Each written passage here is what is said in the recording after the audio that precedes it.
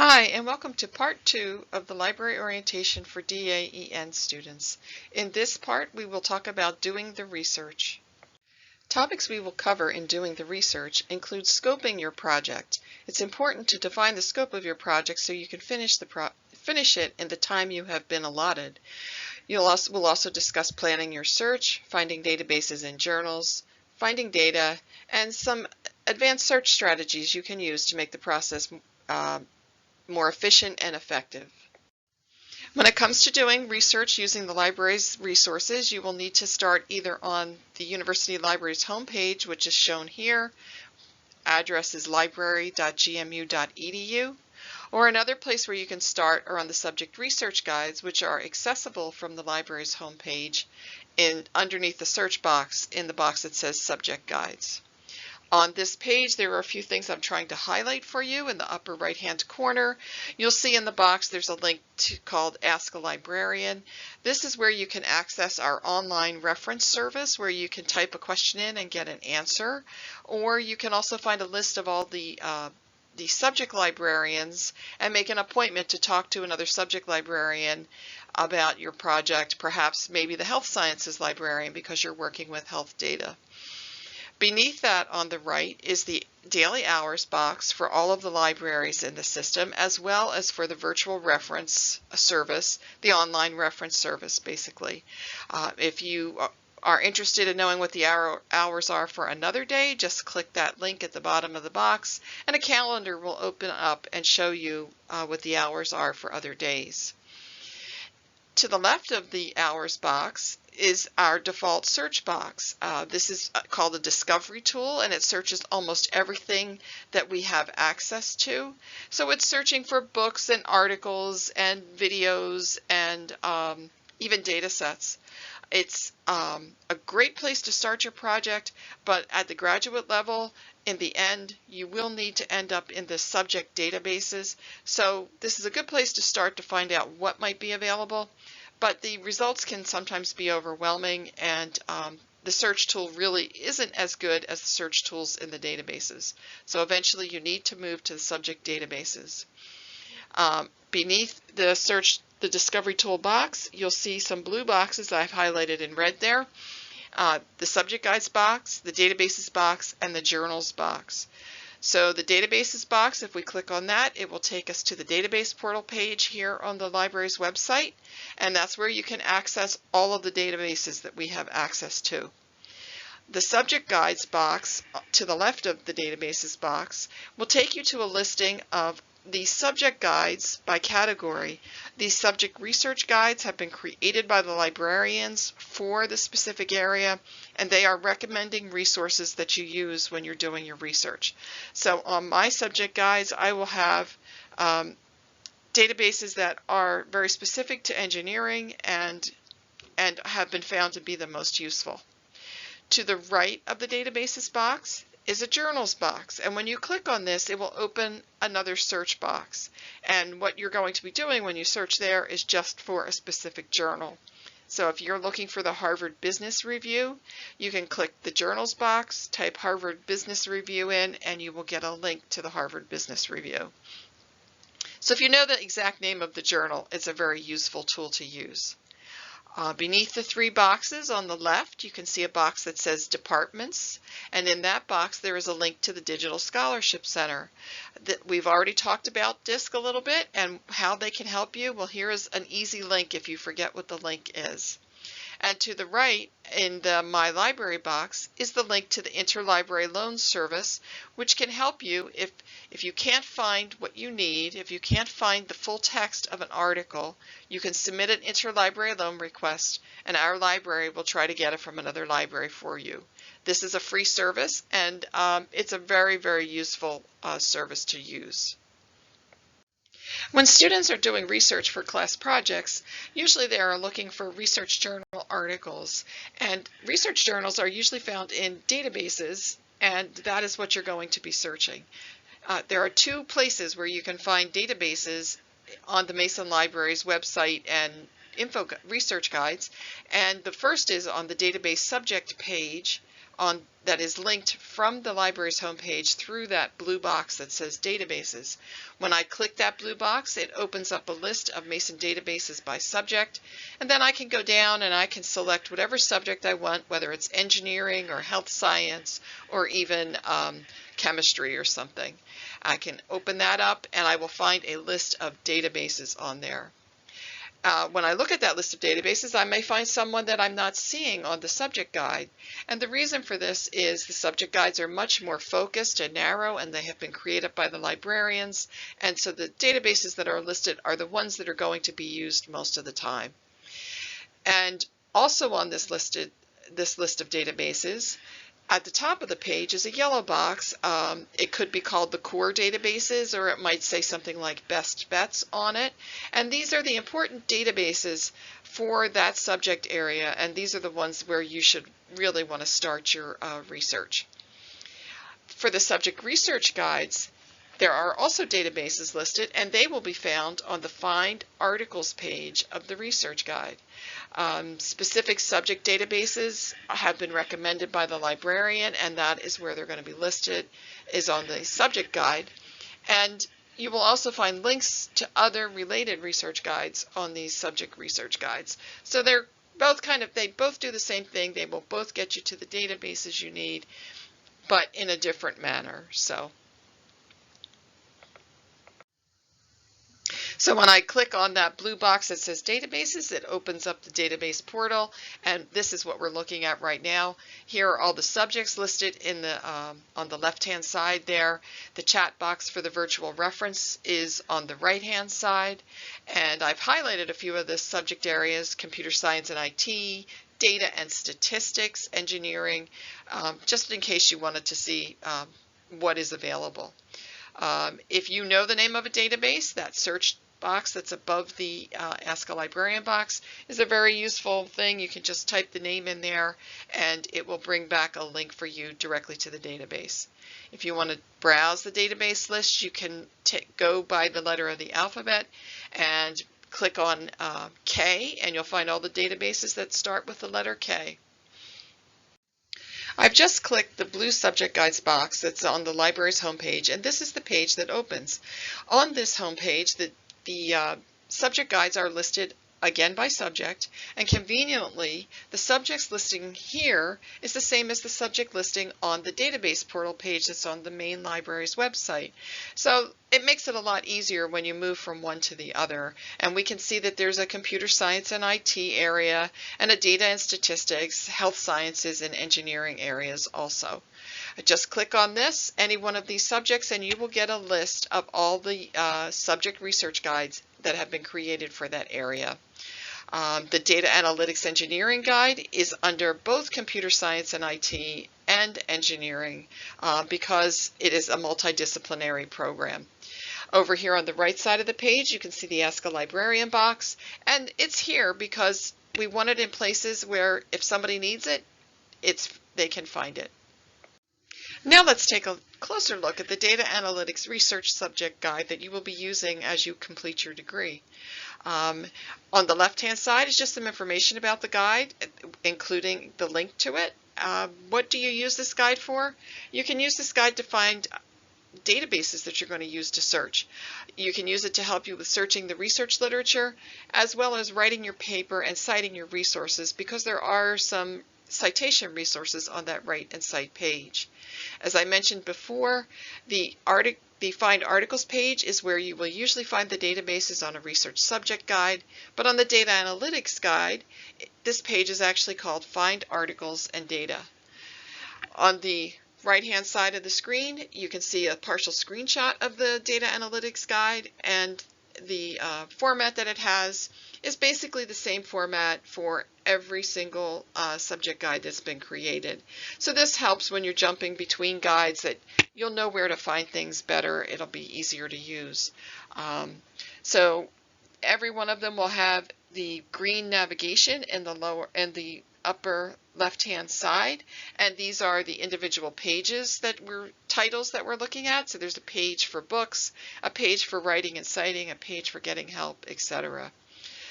So Definitely worth it for you to check this out. It will be very helpful, and it will also contains links to related guides so that you can find more information. Let's take a brief look at the data research guides that have been created by the Digital Scholarship Center. The link is there at the top of the page, and these guides can be used to find data for projects, to do this, maybe to help you do the statistical analysis or to brush up on statistics before you do the analysis. You can learn R using one of the guides that's been created, and you can also learn more about the text and data mining that is allowed in the resources. On the right-hand side, there's a select data research guides list. There's 32 guides in total, but we're only looking at about 10 or 12. I've got arrows next to some I thought might be interesting. The census and demographic data. This is data collected by the government. Citing data is very important. When you use somebody else's data or a data set, you must cite that in your sources. Data visualization is a good guide because it will help you learn how to do a visualization that will enable you to tell your story in a way that it will be understood in a visual manner. And then lastly, finding data for analysis is a very important guide to take a look at too. Now let's talk about some specific databases. This list has a number of databases on it, and these are the ones that I have found to be very helpful when working with data analytics students. It's always project dependent, and so your database that you might need for your project might not be on this list, but these are good ones to try anyway. So we've got business databases. The top two have a lot of research in them. They have government reports, trade magazines, etc. in them, whereas the bottom one, Factiva, is strictly news information, and it's got over 8,000 news sources in it from around the world. So you can get information pretty much about news in any country. Under that is the data and stats category. Both of these databases contain data that you can use for projects, or whether they're your capstone project or smaller projects. The differences are Statista is very easy to search, and it contains over 80,000 different topics in it, and they always come back with nice graphics, and you can download the data in there even from the graphics into an Excel sheet and maybe play around with it, make a different visualization, whatever you want to do. In Data Planet, we have the U.S. government information all in one place, which is very nice. And we also have Zillow information and a couple of other external parties who have put their information in here too. So it's a really good database to look at too. Under engineering, Compendex and ProQuest, if you're looking for the engineering aspect of a topic, those would be the two that I would suggest that you would try. For health-related information, Medline and PubMed are the absolute go-to, and Web of Science is another one. Under technical, the ACM Digital Library, IEEE Explore, Springer Link, Wiley Online Library, they are the places to look if you're looking for information related to machine learning, artificial intelligence, anything technical, algorithms, whatever. This is where you would look for that research information. And lastly, Google Scholar, which we're not really going to talk about, but if you're going to search with Google, use Google Scholar because it is searching academic research papers, and it also searches government research papers. So this would be a good thing to do, and you can connect it to Mason resources so that when you do a Google Scholar search, it displays a link to the Mason resource for you to get it. So now that we know how to navigate some of the resources and how to find the databases we need, now let's talk about the strategies for planning your projects and planning your searches. And one of the first things that you need to do, you'll have a topic and you'll start thinking about what you want to do with it, and maybe you're working in a group and the group's trying to decide what the exact project is going to be. You need to define the project scope. This is a really important step. The project scope can still change, but you need to get some idea. What is your starting point going to be? A good scope definition is needed for course projects, and it's really important, especially because your courses are only one semester. So if you define your scope well, your project will be able to be finished in the time that you're allowed it, one semester. Otherwise, you might find yourself at the end, if it's too big, you're going to have to cut parts out of it, and you'll end up with a project that's not as good as it could have been. Good scope definition can help you identify most of the data and information that you're going to need right from the start. And so that means there's no surprises, and it makes the whole process go more smoothly. Good definition can also help you develop a realistic schedule and identify what needs to be done when. And I know that in the capstone, for instance, they do have regular meetings where they work this out and maybe make changes to the schedule. And this is a good way to start, is to, what do you think you can do in the time you're allotted? And lastly, the good scope definition will help you determine if you will meet the deadlines. And if halfway through you're thinking, I'm not going to meet the deadlines, and this happened a couple of years ago with a group, I'm not sure what they did, but they didn't have their data but when the semester was half over, and there was no way they were going to be able to do what they had originally planned, so they had to scramble to find something different. So if you won't meet the deadlines, consider rescoping your project. Another reason for defining your project scope well is to help you avoid scope changes during the actual project. Scope changes can have a number of effects, but three major ones are they can affect the time that's required to complete a project. If I add something to the scope of the project halfway through, it may mean that the project is going to take me another month to do and I will have missed my deadline. The quality of the work can be affected if the project is rushed in order to meet the deadline. And lastly, the final cost may increase due to changes to the schedule. So how can you do that planning and scoping? Well, the very first thing I'm going to say is, once you have your scope, decide as soon as possible what data you will need and seek help early if needed. So if you can't find it or you're not sure where to find it, then you need to contact DISC or you need to contact me for help. So get started as early as possible, because data can be very hard to find. Explore the data resource guide, find data for analysis, find statistics and data, social media data. Those three are very important ones for you to look at. If you're planning to do something using social media, you need to look at that, and you may need to talk to people at DISC about doing it. If you're given a data set, you still may need supplemental data. So maybe you have a proprietary data set from a sponsor, but you need economic data for the past 15 years. Where are you going to get it? How are you going to find it? Maybe you already know. If you don't know, contact DISC or the engineering librarian as soon as possible. The sooner you get the data, the sooner you can really get started. Planning your searches is as important as planning the scope of your project. So plan your initial literature search and later searches as needed. To do this, you would identify the questions that you have about the topic. The questions may change as you do your research, and that might mean you have to go back and do some searching again. But it's a good idea to start at the beginning. What do you know? If you know absolutely nothing, then maybe you're going to have different types of information to look for. If I'm working on a project I've never worked on before, or I know very little bit about, I'm going to need background information. So I am going to have to look for specific information and data to help answer my questions. If I'm a little more experienced and I don't need the background information, maybe I need to know the current state of the art. So determine what information and data will answer the questions, and this will help you figure out which of the specific resources and databases will have the information or data that you need. And then as your project evolves, you may need to go back and do searches again on slightly different topics, but you can follow the same process and it will help you do a good job on them.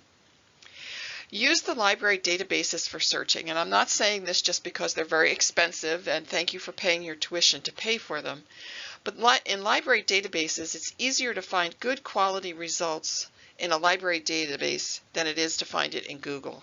When you're searching Google, you're basically searching the commercial world, and there's very little research actually on Google, regular Google. If you want to, you can use Google Scholar to search for academic research resources, as is pointed out in the bottom bullet.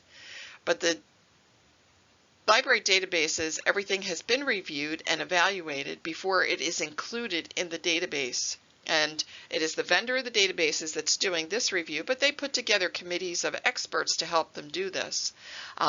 When the library decides to purchase or license a database, then we go through a similar process to review them, to trial them, to see if they're going to have what our users need. Another reason to use the library databases for searching is the advanced searching makes it easier to focus searches. There are more search options available. You have different fields that you can search in, and using the advanced searching and using it well will help you be a more efficient and effective searcher. And lastly, use Google Scholar, not regular Google, to search for academic research resources. Other strategies for searching are to read the database descriptions to help you select the right one when you are searching. It's important that you know what is in the database because you're not going to find a research article in a database that only has newspapers. So make sure to read the database descriptions. It's also important, or a good habit to get into, to brainstorm keywords to develop a search term list. Sometimes the terms you have in your head may not be the ones that are being used in the database, so it's a good idea to have a list of alternative terms to search with. Another thing you can do is add new search terms as you find them in the literature. So if there's a word in the title or abstract of an article and it kind of hits you that you need to search that term, just write it down on the list and go back to it later. Using advanced search is a really good way, and it has a lot of fields in which you can use to customize your search. And so if you want to do a good job with the searching, advanced search, and use the fields. And when you're using those fields, use the Boolean search operators that are built into the advanced search. I'm sure many of you are already familiar with Boolean operators, but just a quick review. When you use AND between search terms, it will narrow a search. It focuses the search very quickly. When you use OR between search terms, it expands the search, and OR is frequently used with synonyms or very closely related words. Not is an interesting one because it's excluding the word or phrase that follows it from being in the search results. This is very handy when you're working with a term that may be found in other industries and you keep getting results from those other industries. Then you have to knot that industry out so that you just get the results that you need. And several other things that you can do while you're searching are to review the search strings that are suggested by the database to get ideas. Many of the databases do have this feature, and that can be very helpful to find new searches and new terms in those searches that you can use for your own searching. You can also use quotes around 2 or more words in most of our databases to search for the phrase. This will also work in Google and Google Scholar. So it helps a lot because it focuses your search on that specific phrase better. When you're just getting started, if you limit your search to reviews, you can get needed background information or information on the current state of the art of an area. Review articles contain maybe 50 to 100 research studies that they have looked at and analyzed and summarized in the article so that people can get caught up on the state of the art or the background in the area. Review the references in lit review papers to help you expand your research because frequently there are over 100 references in papers like this. Lastly, keep track of the searches you do to avoid duplication. When reviewing your results in library databases, it helps if you can be systematic in your approach. Review the titles on the first page of results, and then if a title looks good, read the abstract and the keywords and subjects that are on the article to determine if the article is actually relevant to what you're doing. There's a lot of good information in the abstract usually, and this is, if you get into the practice of reading the abstracts, it may cut out having to read a whole article and find out that you can't use it. If the abstract looks good, save the paper and collect a few papers and read them all together at the same time. And then you can filter the search if needed. So if you're going through this process and you're not seeing anything that looks right, looks like what you need to consider filtering your search. When you have your list of results open, It will include lists of recommended, related, citing, and in-press articles. It's a good idea to look at these because they may have more information that you can use. In the case of the citing and in-press articles, these are articles that are newer than the one that you just looked at, and so they may have new research in them that can help you. So basically you can expand your research and maybe find newer research related to your project just by looking at a list of the recommended, related, citing, and in-press articles. When reviewing your results in library databases, don't ignore the conference papers. They may be the first report of new research, technology, or methodologies, and these are presented at conferences, professional meetings, and the people that are doing them may never write a journal article. So if you see a conference paper that looks like it might be helpful, you definitely should check it out. If you're working in a new tech or new research area, a good place to look for information on things like that are in the dissertations and theses, and we have several databases for that. The reason being that many graduate students, when they're working on their doctorate degree, will be working in a new area because they're trying to do something that's original and will contribute to the body of knowledge. So definitely check out those dissertations and theses. They also always have a number of references in them, and so they can be a source of information for you too. Can't find the full text of an article? Well, then you just submit an interlibrary loan, also called ILL request for it. This is a free service and it's offered by the Mason Libraries. You can, for more information, you can go to this top link here. And if you're ready to submit the request, go to the bottom link to the ILL login page and just start the process. It takes 2 to 3 days to get an article, and it will take up to a week or more to get a book.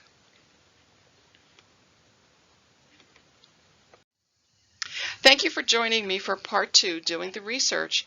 Please go now to Part 3, Ethics in Research, to learn more about the ethical use of data and information resources.